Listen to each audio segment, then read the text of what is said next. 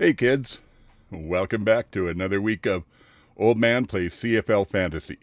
Back to 4 games this week, so it should be some fun. I did quite well last week. I believe it was 135.8 and knocked off Steve from Piffle, Safamon, who still is the top of the league, but I'll take it. This week I've got, the big show, Travis from 2 and Out. Travis Cura. So, same thing as I always say every week to everybody. Good luck, Travis. I just hope a little less than mine. I could sure use another win to stay up where I'm trying to be. Not a whole lot to talk about this week as far as injuries. Dalton Schoen is out in Winnipeg. Apparently he's gone on the 6-game list. Pokey Wilson is back in there, so that might be something to think about if he's even available. We may have to look at that. I know last week Mackay Polk was not available, and he would have been maybe a good ad. Anyway, so there's that one. In Montreal, they've got the backup still in James Morgan, so I'm staying away from them. But they do have Tyson Philpott and Mac back, so there's something there. Now, take note, Snead is playing, but he was limited all week in practice, so whether that'll impact what he does, I don't know. The other game impacted by injury a little bit is back to the Saskatchewan-Winnipeg one.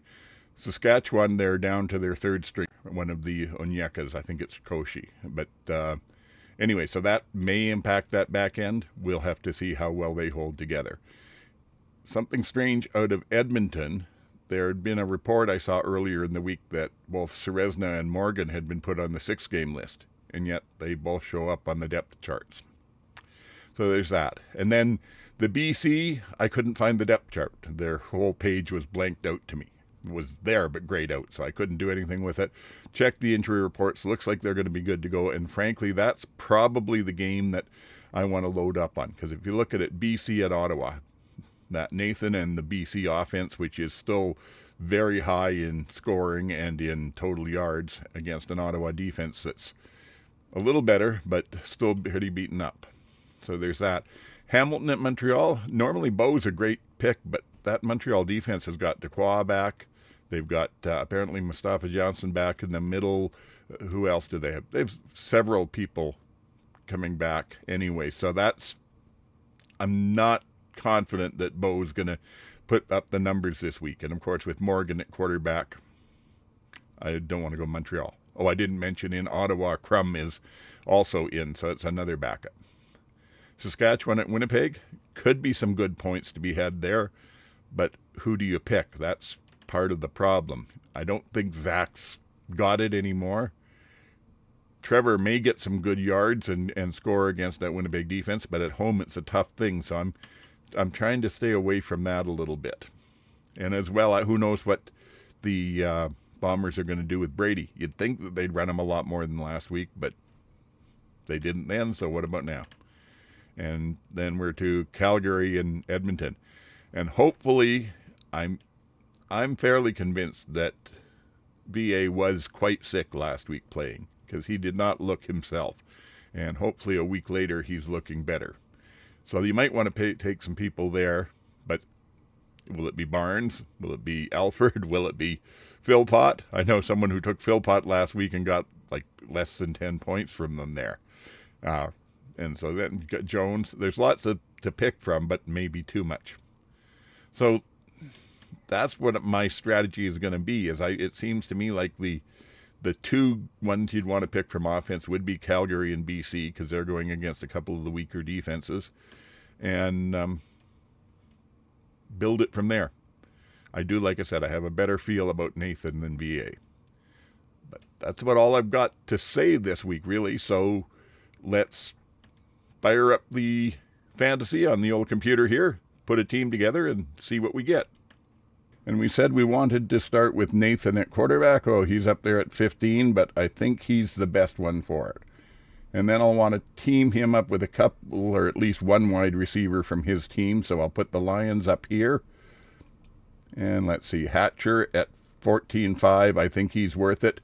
He's going to get something. I don't really want to go Barry Hill. McInnes is pricey and not doing that well. So we got Cotoy or Eberhardt.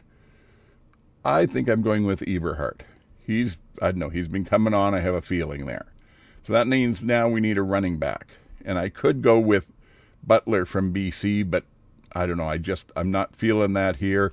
So I'm going to look and see. I think AJ. Yeah, AJ's a good thing to go. So that leaves us 3 more with 17-2 to go with. So let's look for a defense, which I'm probably going to do strictly on price here. So I'll be looking for the lowest charged ones. And what do we have here? Red Blacks at 3-3 and Lions at 3-4. Of those two against Crum, I'm going to put the Lions in there. Hopefully they don't cost me any points. They might make me some. So the other running back, I need somebody cheap. The 2 to 4K, let's see. Augustine, yeah, but he doesn't get that many carries.